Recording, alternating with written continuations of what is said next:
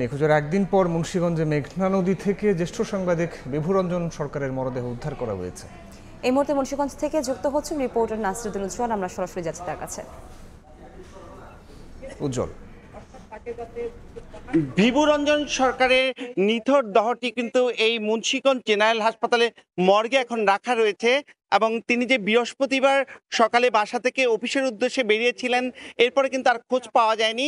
পরিবারের সদস্যরা কিন্তু প্রাথমিকভাবে তার যে মরদেহের ছবি দেখে তারা রাজধানী ঢাকা থেকে এই মুন্সিগঞ্জ মর্গের উদ্দেশ্যে রওনা হয়ে খুব কাছাকাছি অবস্থান করছেন। এদিকে কিন্তু এই যে কলাগাছিয়া যে পুলিশ ফাঁড়ি, যেটি নারায়ণগঞ্জের সোনারগাঁয়ে অন্তর্গত, তারা কিন্তু দুপুর 2:15টার দিকে এই 999 থেকে ফোন পান যে একটি মরদেহ ভাসছে।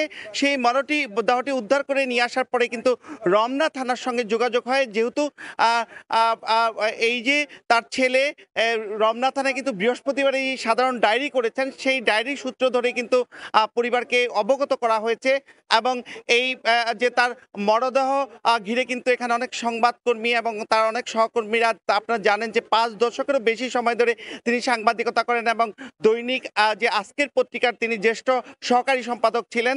তো এই ছিল তার মরদেহ যে ময়নাতদন্ত, সেই প্রস্তুতি কিন্তু চলছে। এই ছিল এখান থেকে সবশেষ। আমরা সরাসরি যুক্ত ছিলাম মুন্সিগঞ্জ থেকে।